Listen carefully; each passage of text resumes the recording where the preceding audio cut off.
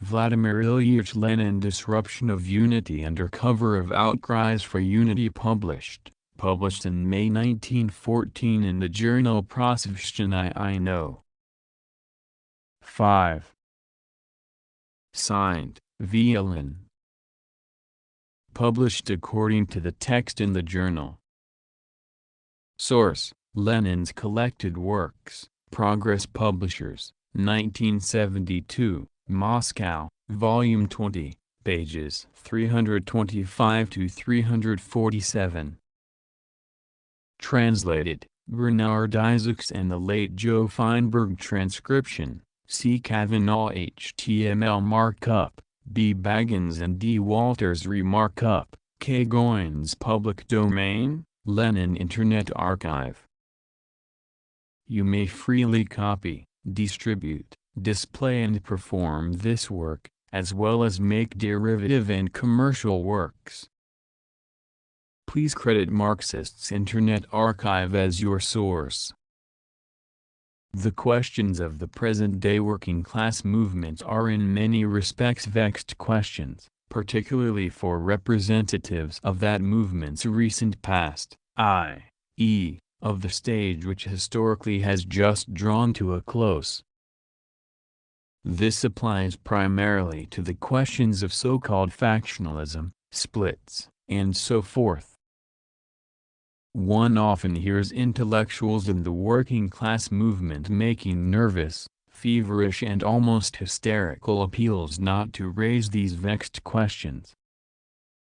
Those who have experienced the long years of struggle between the various trends among Marxists since 1900/01, for example, may naturally think it superfluous to repeat many of the arguments on the subject of these vexed questions.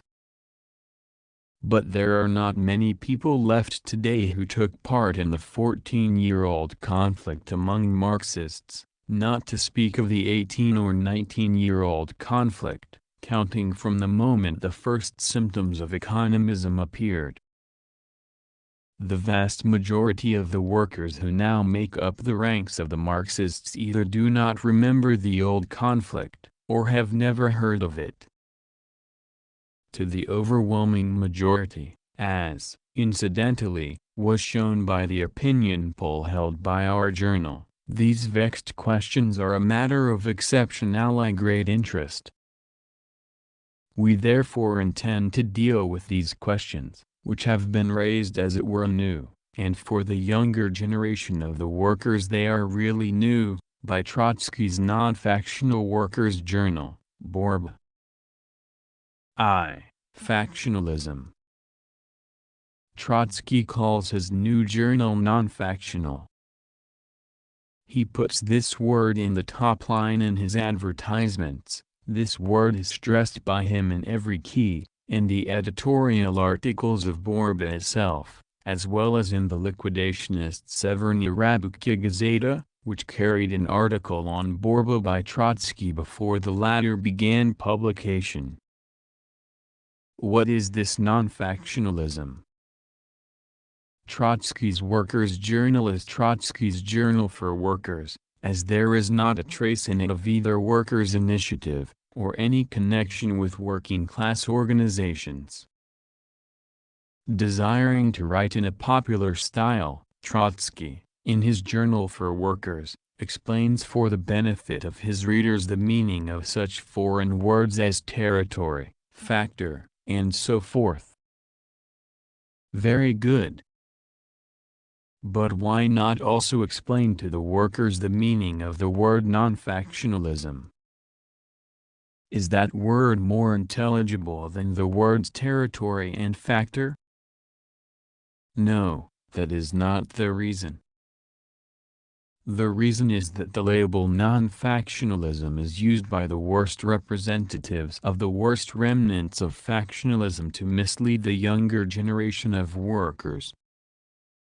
It is worthwhile devoting a little time to explaining this. Group division was the main distinguishing feature of the Social Democratic Party during a definite historical period. Which period? from 1903 to 1911. To explain the nature of this group division more clearly, we must recall the concrete conditions that existed in, say, 1906–07. At that time the party was united, there was no split, but group division existed, i.e., in the United Party there were virtually two groups, two virtually separate organizations. The local workers' organizations were united, but on every important issue the two groups devised two sets of tactics. The advocates of the respective tactics disputed among themselves in the united workers' organizations, and questions were decided by a majority vote. One group was defeated at the Stockholm Unity Congress, the other was defeated at the London Unity Congress. These are commonly known facts in the history of organized Marxism in Russia. It is sufficient to recall these commonly known facts to realize what glaring falsehoods Trotsky is spreading. For over 2 years, since 1912, there has been no factionalism among the organized Marxists in Russia, no disputes over tactics in united organizations, at united conferences and congresses. There is a complete break between the party, which in January 1912 formally announced that the liquidators do not belong to it, and the liquidators. Trotsky often calls this state of affairs a split, and we shall deal with this appellation separately later on. But it remains an undoubted fact that the term factionalism deviates from the truth. As we have said, this term is a repetition, an uncritical, unreasonable, senseless repetition of what was true yesterday, i.e., in the period that has already passed. When Trotsky talks to us about the chaos of factional strife, see number 1, pages 5, 6, and many others, we realize at once which period of the past his words echo. Consider the present state of affairs from the viewpoint of the young Russian workers who now constitute 9/10 of the organized Marxists in Russia. They see three mass expressions of the different views, or trends in the working class movement: the Pravdists, gathered around a newspaper with a circulation of 40,000, the liquidators, 15,000 circulation, and the left Narodniks, 10,000 circulation.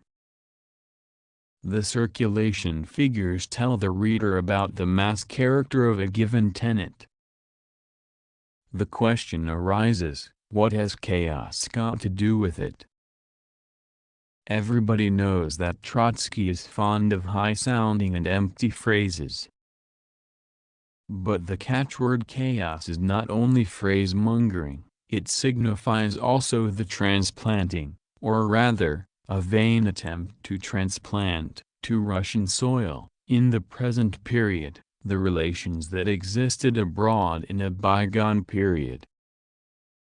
That is the whole point. There is no chaos whatever in the struggle between the Marxists and the Narodniks. That, we hope, not even Trotsky will dare to deny. The struggle between the Marxists and the Narodniks has been going on for over 30 years, ever since Marxism came into being. The cause of this struggle is the radical divergence of interests and viewpoints of two different classes, the proletariat and the peasantry. If there is any chaos anywhere, it is only in the heads of cranks who fail to understand this. What, then, remains? Chaos in the struggle between the Marxists and the liquidators? That, too, is wrong, for a struggle against a trend, which the entire party recognized as a trend and condemned as far back as 1908, cannot be called chaos. and everybody who has the least concern for the history of Marxism in Russia knows that liquidationism is most closely and inseparably connected, even as regards its leaders and supporters, with Menshevism and economism.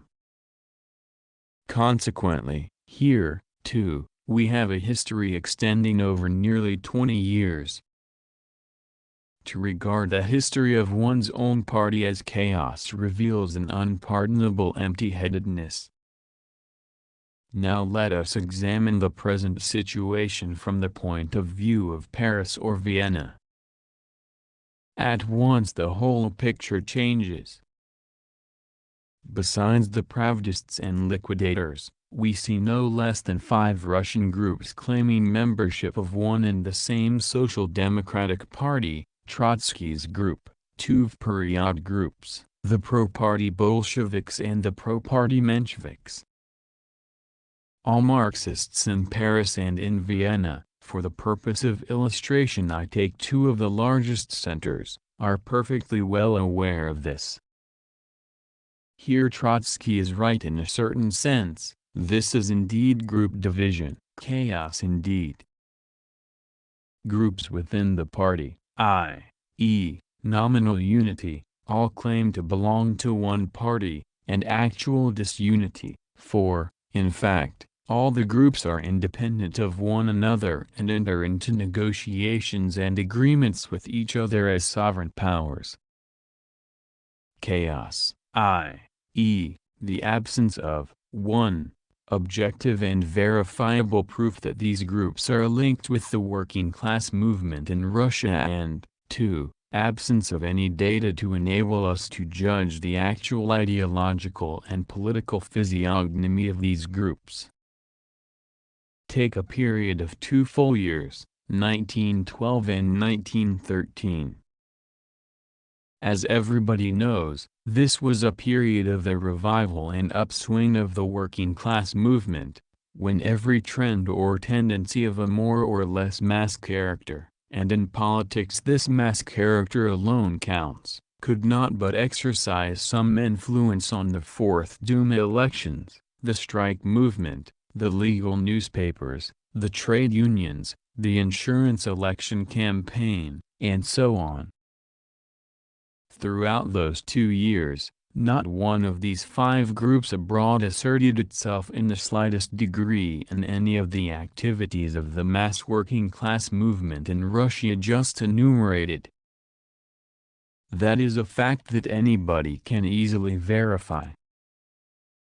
And that fact proves that we were right in calling Trotsky a representative of the worst remnants of factionalism. Although he claims to be non-factional, Trotsky is known to everybody who is in the least familiar with the working class movement in Russia as the representative of Trotsky's faction. Here we have group division, for we see 2 essential symptoms of it, 1. Nominal recognition of unity and, 2. Group segregation in fact. Here there are remnants of group division, for there is no evidence whatever of any real connection with the mass working class movement in Russia. And lastly, it is the worst form of group division, for there is no ideological and political definiteness. It cannot be denied that this definiteness is characteristic of both the Pravdists. Even our determined opponent Martov admits that we stand solid and disciplined around universally known formal decisions on all questions, and the liquidators, they, or at all events the most prominent of them, have very definite features, namely, liberal, not Marxist. It cannot be denied that some of the groups which, like Trotsky's, really exist exclusively from the Vienna-Paris, but by no means from the Russian, point of view, possess a degree of definiteness. For example, the Machist theories of the Machist period group are definite, the emphatic repudiation of these theories and defense of Marxism, in addition to the theoretical condemnation of liquidationism, by the pro-party Mensheviks, are definite. Trotsky, however, possesses no ideological and political definiteness, for his patent for non-factionalism, as we shall soon see in greater detail, is merely a patent to flit freely to and fro, from one group to another. To sum up, 1. Trotsky does not explain, nor does he understand, the historical significance of the ideological disagreements among the various Marxist trends and groups, although these disagreements run through the 20 years history of social democracy and concern the fundamental questions of the present day, as we shall show later on. 2. Trotsky fails to understand that the main specific features of group division are nominal recognition of unity and actual disunity. 3. Under cover of non-factionalism, Trotsky is championing the interests of a group abroad which particularly lacks definite principles, and has no basis in the working class movement in Russia. All that glitters is not gold. There is much glitter and sound in Trotsky's phrases, but they are meaningless. 2. The split. Although there is no group division, i.e., nominal recognition of unity, but actual disunity, among you, Pravdists, there is something worse, namely, splitting tactics, we are told. This is exactly what Trotsky says. Unable to think out his ideas or to get his arguments to hang together, he rants against group division at one moment, and at the next shouts, splitting tactics are winning one suicidal victory after another. Number 1, p. 6. This statement can have only one mending. The Pravdists are winning one victory after another, but I, Trotsky, denounce the Pravdists, 1. as splitters, and 2. as suicidal politicians. Let us examine this. First of all, we must express our thanks to Trotsky. Not long ago he was at one with F. Dan, who, as is well known, threatened to kill anti-liquidationism, and called upon others to do so. At present Trotsky does not threaten to kill our trend, and our party. Don't be angry, citizen Trotsky, this is true, he only prophesies that it will kill itself. This is much milder, isn't it? It is almost non-factional, isn't it? But joking apart, although joking is the only way of retorting mildly to Trotsky's insufferable phrase-mongering. Suicide is a mere empty phrase, mere Trotskyism. Splitting tactics are grave political accusation. This accusation is repeated against us in 1,000 different keys by the liquidators and by all the groups enumerated above, who, from the point of view of Paris and Vienna, actually exist. And all of them repeat this grave political accusation in an amazingly frivolous way. Look at Trotsky. He admitted that splitting tactics are winning. Read, the Pravdists are winning, one suicidal victory after another. To this he adds, numerous advanced workers, in a state of utter political bewilderment, themselves often become active agents of a split. Number 1, p. 6. Are not these words a glaring example of irresponsibility on this question? You accuse us of being splitters when all that we see in front of us in the arena of the working class movement in Russia is liquidationism. So you think that our attitude towards liquidationism is wrong?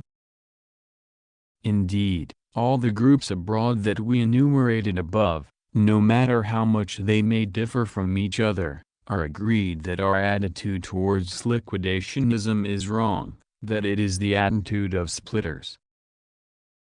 This, too, reveals the similarity, and fairly close political kinship between all these groups and the liquidators. If our attitude towards liquidationism is wrong in theory, in principle, then Trotsky should say so straightforwardly, and state definitely, without equivocation, why he thinks it is wrong. But Trotsky has been evading this extremely important point for years. If our attitude towards liquidationism has been proved wrong in practice, by the experience of the movement, then this experience should be analyzed, but Trotsky fails to do this either. Numerous advanced workers, he admits, become active agents of a split, read, active agents of the Pravdist line, tactics, system and organization. What is the cause of the deplorable fact, which, as Trotsky admits, is confirmed by experience, that the advanced workers, the numerous advanced workers at that, stand for Pravda? It is the utter political bewilderment of these advanced workers, answers Trotsky. Needless to say, this explanation is highly flattering to Trotsky, to all 5 groups abroad, and to the liquidators. Trotsky is very fond of using, with the learned air of the expert, pompous and high-sounding phrases to explain historical phenomena in a way that is flattering to Trotsky. Since numerous advanced workers become active agents of a political and party line which does not conform to Trotsky's line, Trotsky settles the question unhesitatingly, out of hand. These advanced workers are in a state of utter political bewilderment, whereas he, Trotsky, is evidently in a state of political firmness and clarity, and keeps to the right line. And this very same Trotsky, beating his breast, fulminates against factionalism, parochialism, and the efforts of intellectuals to impose their will on the workers. Reading things like these, one cannot help asking oneself, is it from a lunatic asylum that such voices come?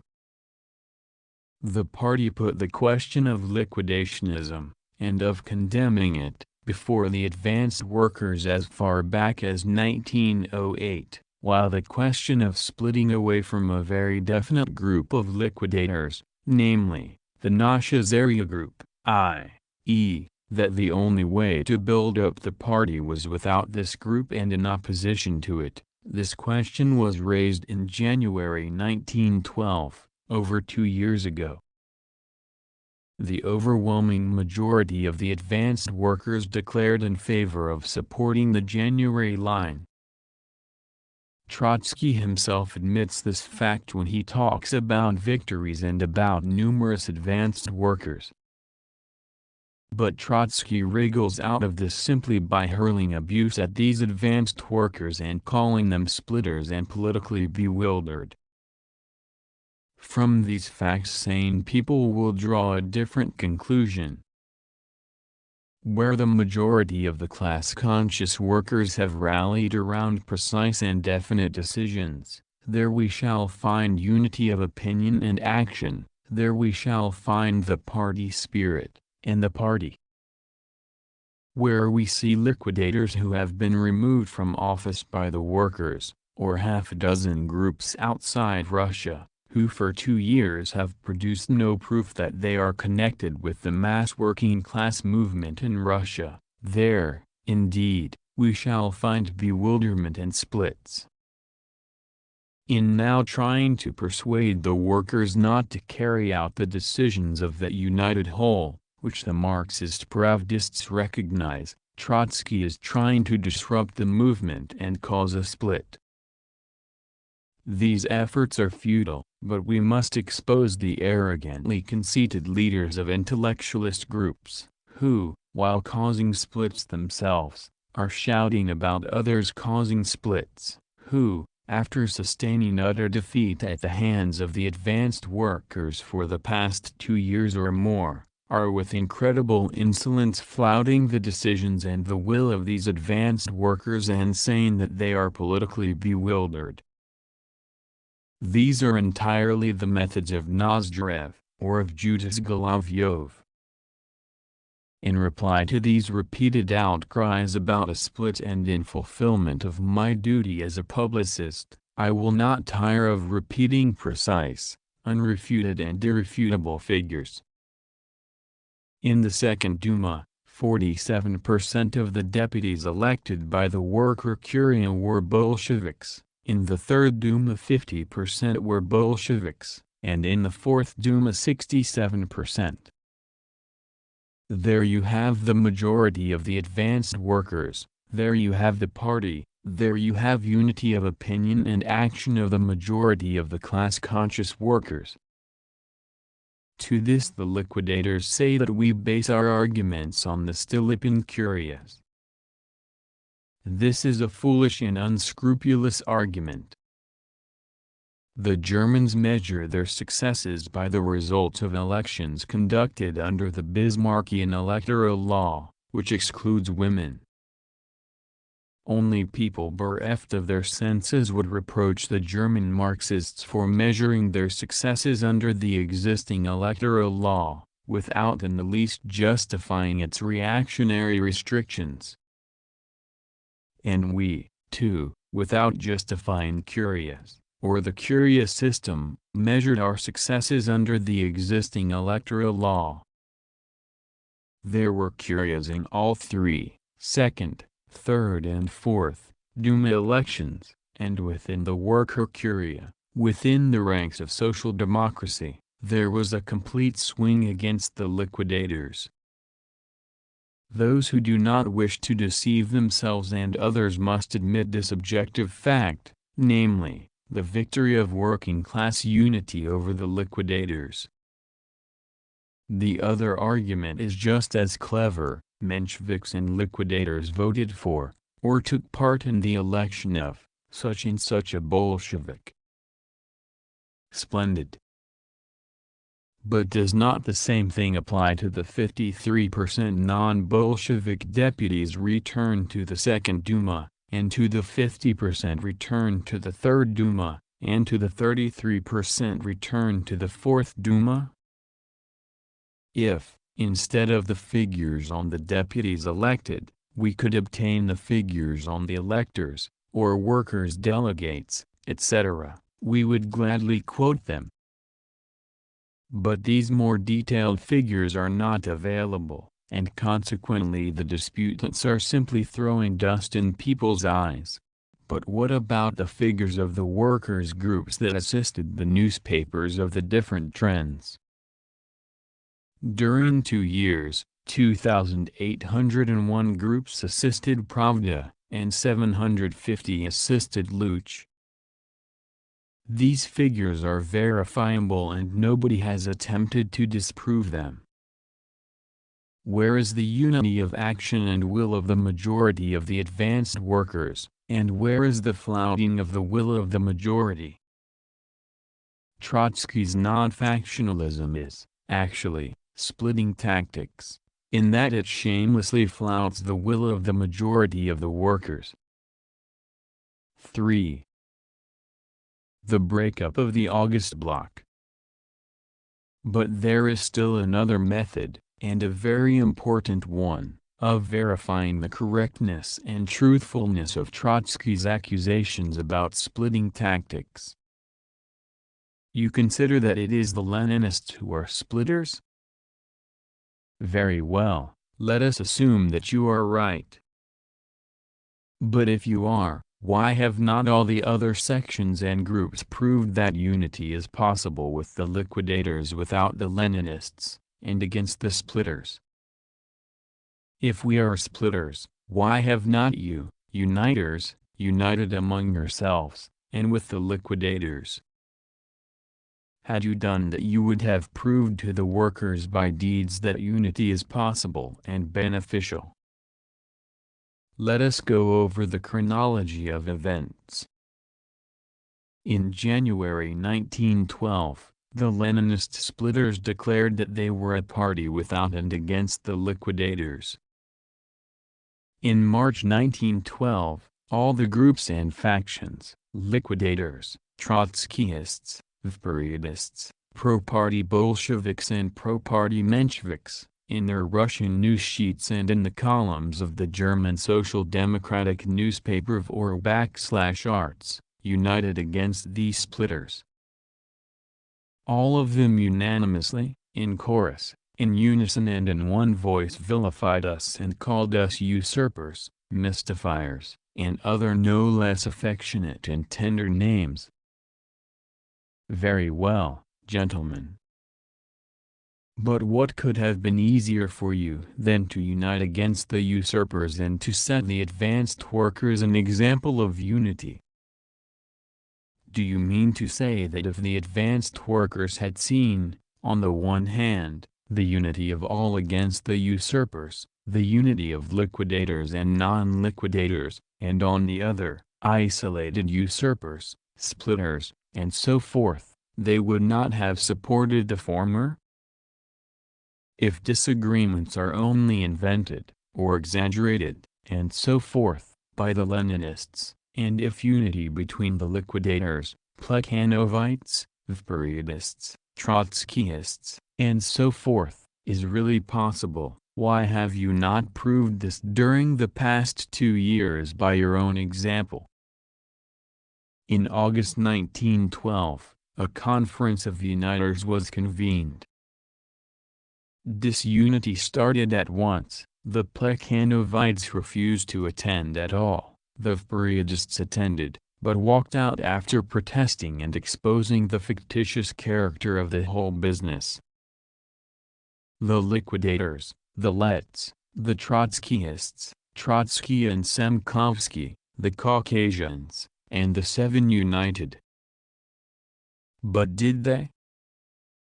We stated at the time that they did not, that this was merely a screen to cover up liquidationism. Have the events disproved our statement?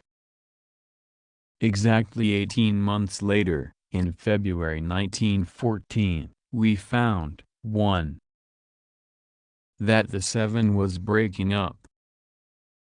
Baryanov had left them. 2. That in the remaining new 6, Chkyids and Tulyakov, or somebody else, could not see eye to eye on the reply to be made to Plekhanov. They stated in the press that they would reply to him, but they could not. 3. That Trotsky, who for many months had practically vanished from the columns of Luck, had broken away, and had started his own journal, Borba. By calling this journal non-factional, Trotsky clearly to those who are at all familiar with the subject, intimates that in his, Trotsky's, opinion, Nasha Zarina and Luch had proved to be factional, i.e., poor uniters. If you are a uniter, my dear Trotsky, if you say that it is possible to unite with the liquidators, if you and they stand by the fundamental ideas formulated in August 1912, Borba No. 1, p. 43, editorial note, why did not you yourself unite with the liquidators and Nasha Zarina and Luch? When, before Trotsky's journal appeared, Severny Rabuka Gazeta published some scathing comments stating that the physiognomy of this journal was unclear and that there had been quite a good deal of talk in Marxist circles about this journal, Pravdy was naturally obliged to expose this falsehood. It said, there has been talk in Marxist circles about a secret memorandum written by Trotsky against the Luch group. Trotsky's physiognomy and his breakaway from the August bloc were perfectly clear. 4. Anne, the well-known leader of the Caucasian liquidators, who had attacked Elsadov, for which he was given a public wigging by Aftan and Co., now appeared in Borba. It remains unclear whether the Caucasians now desire to go with Trotsky or with Dan. 5. The Lettish Marxists, who were the only real organization in the August Bloc, had formally withdrawn from it, stating in the resolution of their last Congress that the attempt on the part of the conciliators to unite at all costs with the liquidators proved fruitless, and the uniters themselves became ideologically and politically dependent upon the liquidators. This statement was made, after 18 months' experience, by an organization which had itself been neutral and had not desired to establish connection with either of the two centers. This decision of neutrals should carry all the more weight with Trotsky. Enough, is it not? Those who accused us of being splitters, of being unwilling or unable to get on with the liquidators, were themselves unable to get on with them. The August Bloc proved to be a fiction and broke up. By concealing this breakup from his readers, Trotsky is deceiving them. The experience of our opponents has proved that we are right, has proved that the liquidators cannot be cooperated with. 4. A conciliator's advice to the Seven.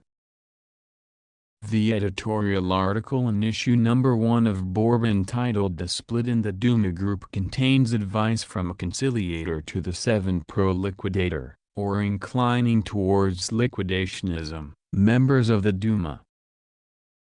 The gist of this advice is contained in the following words: first of all, consult the Six whenever it is necessary to reach an agreement with other groups. p. 29. This is the wise counsel which, among other things, is evidently the cause of Trotsky's disagreement with the liquidators of Luch. This is the opinion the Pravdists have held ever since the outbreak of the conflict between the two groups in the Duma, ever since the resolution of the Summer Conference was adopted. The Russian Social Democratic Labor Group in the Duma has reiterated in the press, even after the split, that it continues to adhere to this position, in spite of the repeated refusals of the Seven. From the very outset, since the time the resolution of the Summer Conference was adopted, we have been, and still are, of the opinion that agreements on questions concerning activities in the Duma are desirable and possible, if such agreements have been repeatedly arrived at with the petty bourgeois peasant Democrats, Trudovics. They are all the more possible and necessary with the petty bourgeois, liberal labor politicians. We must not exaggerate disagreements, but we must face the facts. The Seven are men, leaning towards liquidationism, who yesterday entirely followed the lead of Dan, and whose eyes today are traveling longingly from Dan to Trotsky and back again. The liquidators are a group of legalists who have broken away from the party and are pursuing a liberal labor policy. Since they repudiate the underground, there can be no question of unity with them in matters concerning party organization and the working class movement. Whoever thinks differently is badly mistaken and fails to take into account the profound nature of the changes that have taken place since 1908. But agreements on certain questions with this group, which stands outside or on the fringe of the party, are, of course, permissible. We must always compel this group to, like the Trudovics, to choose between the workers' Pravdist policy and the liberal policy. For example, on the question of fighting for freedom of the press, the liquidators clearly revealed vacillation between the liberal formulation of the question, which repudiated, or overlooked, the illegal press, and the opposite policy, that of the workers. Within the scope of a Duma policy in which the most important extra-Duma issues are not directly raised, agreements with the 7 liberal labor deputies are possible and desirable. On this point Trotsky has shifted his ground from that of the liquidators to that of the party summer conference. It should not be forgotten, however, that to a group standing outside the party, agreement means something entirely different from what party people usually understand by the term. By agreement in the Duma, non-party people mean drawing up a tactical resolution, or line. To party people, agreement is an attempt to enlist others in the work of carrying out the party line. For example, the Trudoviks have no party. By agreement they understand the voluntary, so to speak, drawing up of a line, today with the cadets, tomorrow with the Social Democrats. We, however, understand something entirely different by agreement with the Trudoviks.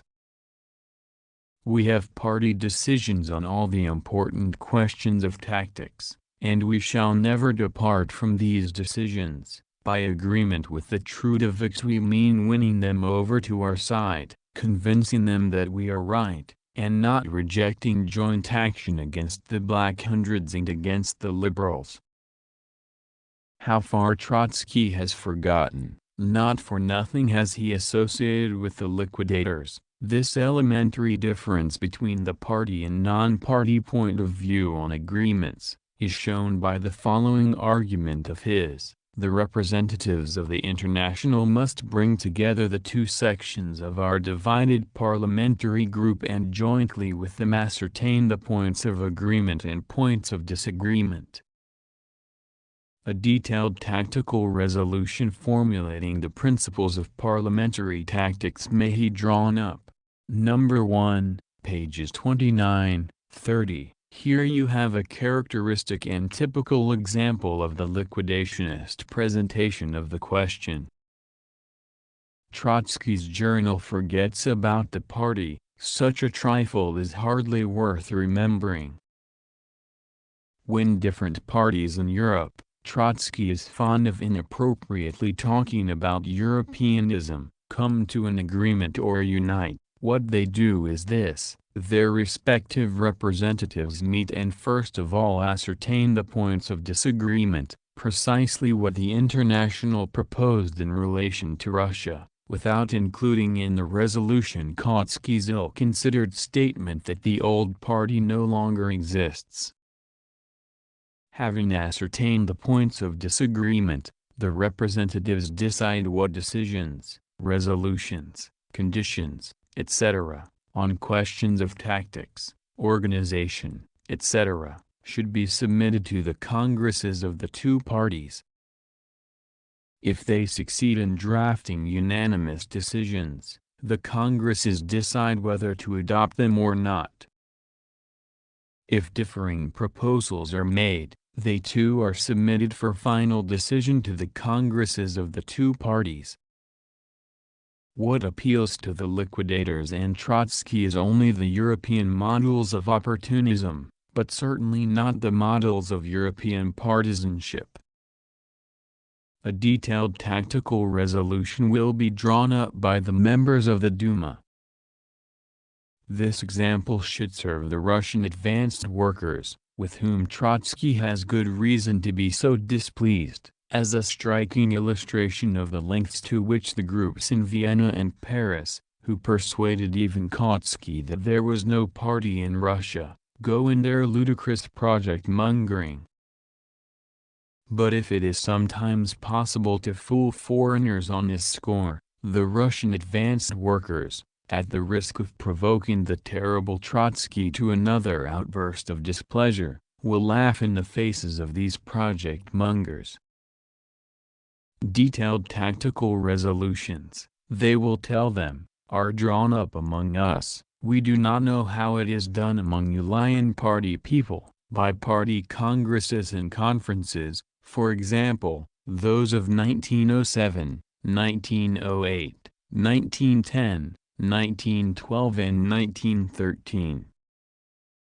We shall gladly acquaint uninformed foreigners, as well as forgetful Russians, with our party decisions, and still more gladly ask the representatives of the Seven, or the August Bloc members, or left-wingers or anybody else, to acquaint us with the resolutions of their congresses, or conferences, and to bring up at their next Congress the definite question of the attitude they should adopt towards our resolutions, or towards the resolution of the neutral Lettish Congress of 1914, etc. This is what the advanced workers of Russia will say to the various project-mongers, and this has already been said through the Marxist press, for example, by the organized Marxists of St. Petersburg.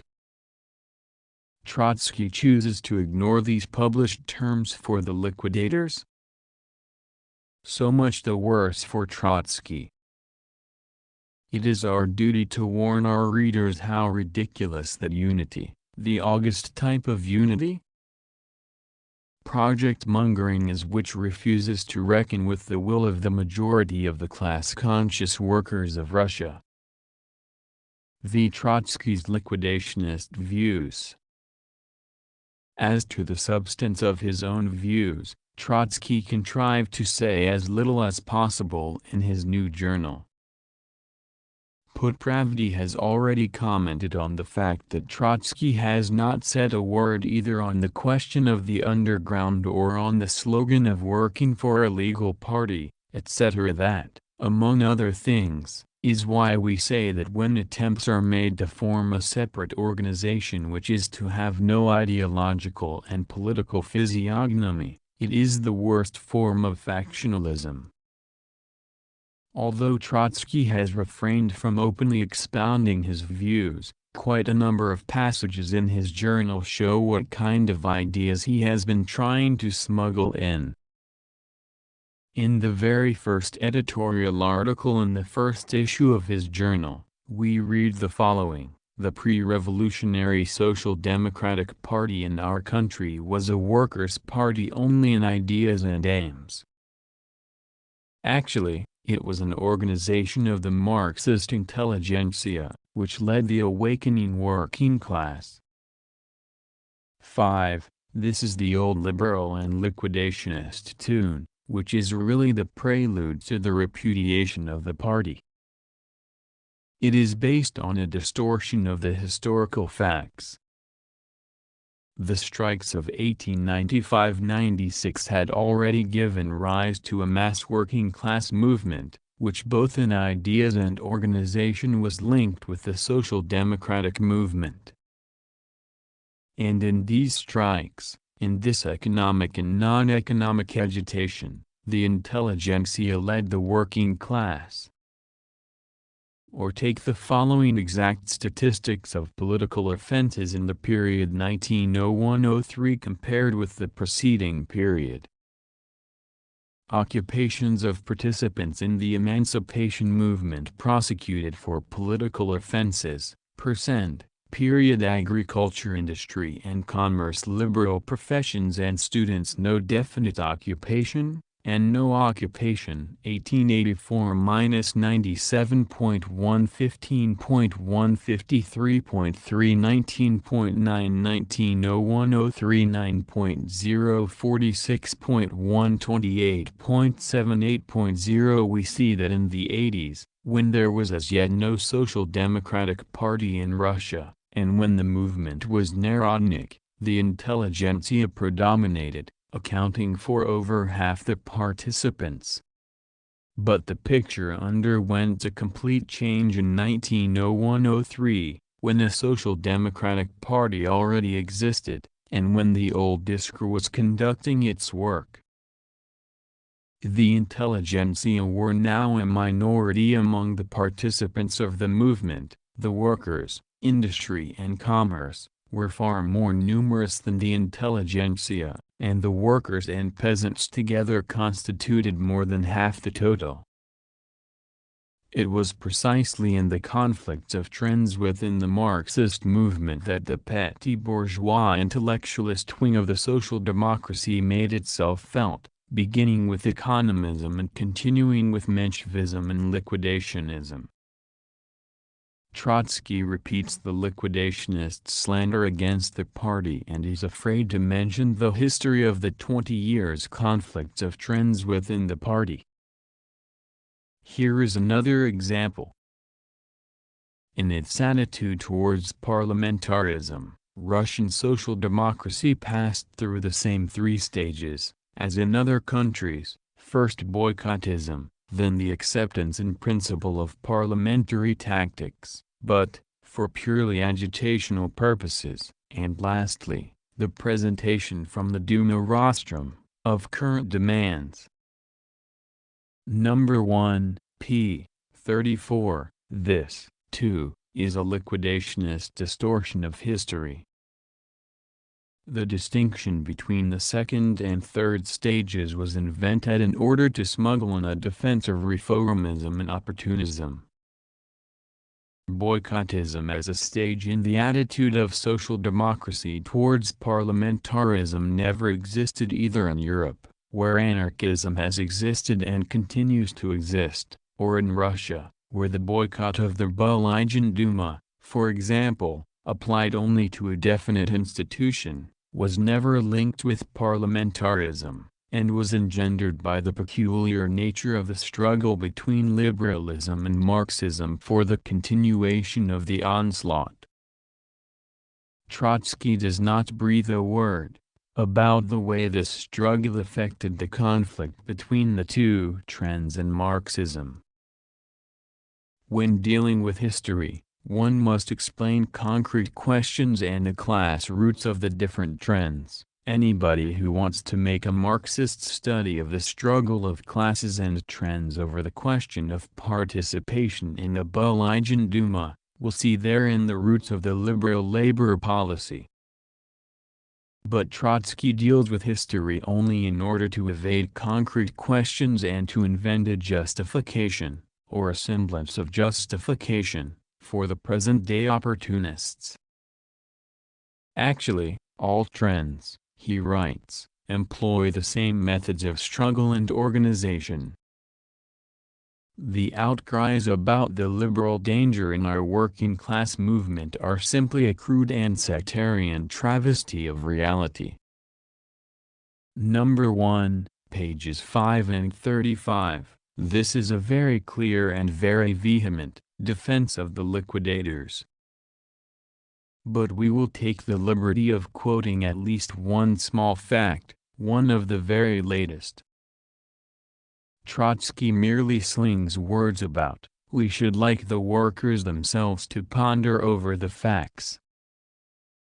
It is a fact that Severny Rabuka Gazeta for March 13 wrote the following: instead of emphasizing the definite and concrete task that confronts the working class, viz., to compel the Duma to throw out the bill, on the press, a vague formula is proposed of fighting for the uncurtailed slogans, and at the same time the illegal press is widely advertised, which can only lead to the relaxation of the workers' struggle for their legal press. This is a clear, precise and documentary defense of the liquidationist policy and a criticism of the Pravda policy. Well, will any literate person say that both trends employ the same methods of struggle and organization on this question? Will any literate person say that the liquidators are not pursuing a liberal labor policy on this question, that the liberal menace to the working class movement is purely imaginary? The reason why Trotsky avoids facts and concrete references is because they relentlessly refute all his angry outcries and pompous phrases. It is very easy, of course, to strike an attitude and say, a crude and sectarian travesty, or to add a still more stinging and pompous catchphrase, such as emancipation from conservative factionalism. But is this not very cheap?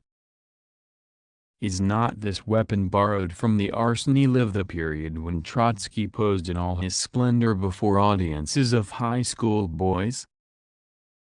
Nevertheless, the advanced workers, with whom Trotsky is so angry, would like to be told plainly and clearly, do you or do you not approve of the method of struggle and organization that is definitely expressed in the above-quoted appraisal of a definite political campaign?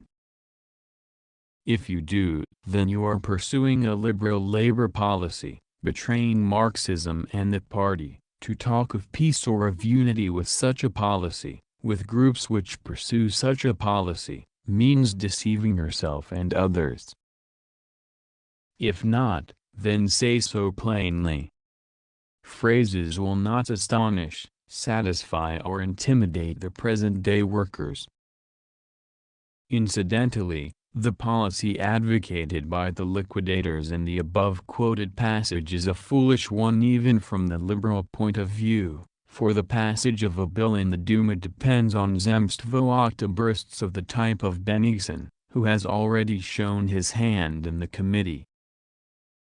The old participants in the Marxist movement in Russia know Trotsky very well, and there is no need to discuss him for their benefit. But the younger generation of workers do not know him, and it is therefore necessary to discuss him, for he is typical of all the 5 groups abroad, which, in fact, are also vacillating between the liquidators and the party. In the days of the old Iskra, these waverers, who flitted from the economists to the Skrists and back again, were dubbed Tashino turncoats, the name given in the troublous times in Rus to fighting men who went over from one camp to another. When we speak of liquidationism, we speak of a definite ideological trend, which grew up in the course of many years, stems from Menshevism and economism in the 20 years history of Marxism, and is connected with the policy and ideology of a definite class, the liberal bourgeoisie. The only ground the Tashino turncoats have for claiming that they stand above groups is that they borrow their ideas from one group one day and from another the next day. Trotsky was an ardent Tsarist in 1901–03, and Ryazanov described his role at the Congress of 1903 as Lenin's cudgel. At the end of 1903, Trotsky was an ardent Menshevik, i.e., he deserted from the Skrists to the economists. He said that between the old Iskra and the new lies a gulf. In 1904–05, he deserted the Mensheviks and occupied a vacillating position, now cooperating with Martynov, the economist, now proclaiming his absurdly left permanent revolution theory. In 1906–07, he approached the Bolsheviks, and in the spring of 1907 he declared that he was in agreement with Rosa Luxemburg. In the period of disintegration, after long non-factional vacillation, he again went to the right, and in August 1912, he entered into a bloc with the liquidators. He has now deserted them again, although in substance he reiterates their shoddy ideas. Such types are characteristic of the flotsam of past historical formations, of the time when the mass, working-class movement in Russia was still dormant, and when every group had ample room in which to pose as a trend, group or faction, in short, as a power, negotiating amalgamation with others.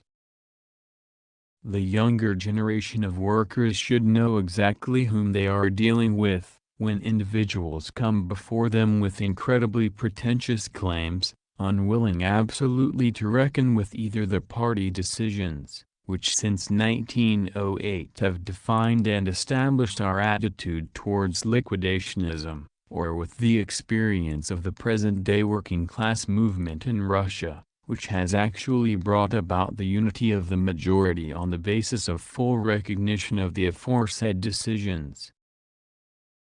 notes a preliminary calculation made up to April 1, 1914, showed 4,000 groups for Pravda and 1,000 for the liquidators and all their allies taken together. Lenin, see pages 158, 81 of this volume. Head. See pages 158, 61 of this volume. Head. Meaning the impossible. Head. This refers to prosveshchenaya. Pro-party Bolsheviks, conciliators with leanings towards the liquidators. For further details see Lenin's article Adventurism, pages 350–59 of this volume. Pro-party Mensheviks, headed by Plekhanov, came out against the liquidators during the period of reaction. While taking a Menshevik stand, the Plekhanovites at the same time stood for the preservation and strengthening of the legal party organization and therefore stood for a bloc with the Bolsheviks. Plekhanov broke the bloc with the Bolsheviks at the end of 1911. Under the guise of fighting factionalism and the split in the RSDLPB attempted to reconcile the Bolsheviks with the opportunists. In 1912 the Plekhanovites, together with the Trotskyists, Buntists and liquidators, came out against the decisions of the Prague Conference of the RSDLP. Nozdrev, a character in Gogol's Dead Souls typifying a self-assured, impudent, and mendacious person. Judas Golovyov, a character in Saltykov-Shchedrin's book The Golovyov Family typifying the spiritual and physical disintegration of the historically doomed class of feudalist landlords, social parasites, treacherous hypocrites. At the December meeting of the International Socialist Bureau, a resolution was adopted instructing the executive of the International Socialist Bureau to call a meeting of representatives of all factions of the labor movement in Russia, including Russian Poland, who recognize the party program or whose program corresponds with that of the Social Democrats, for a mutual exchange of opinions, Ausbreak, on points of disagreement. In seconding this resolution, Kautsky, in his speech of December 14, stated that the old Social Democratic Party in Russia was dead. It had to be re-established on the basis of the Russian workers' urge for unity. In his article A Good Resolution and a Bad Speech, Lenin examined this resolution and called Kautsky's speech monstrous. See present edition, volume 19, pages 528–30. The Troublous Times, a term used in pre-revolutionary Russian historiography to denote the period of the Peasant War and the struggle of the Russian people against the Polish and Swedish intervention in the early 17th century. In 1608 the Polish troops under Pseudo Dmitry II, a henchman of the Polish landed gentry who posed as the younger son of the Russian Tsar Ivan the Terrible, invaded Russia, and reached the outskirts of Moscow, where they encamped in Tushino. A government headed by Pseudo Dmitry was formed in Tushino, in opposition to the government of Moscow. Some of the Russian nobles and boyar aristocracy deserted one camp for another in an effort to keep in with the winning side. These deserters were called Tushino turncoats. Works Index, Volume 20, Collected Works, LIA Index less than backward forward greater than.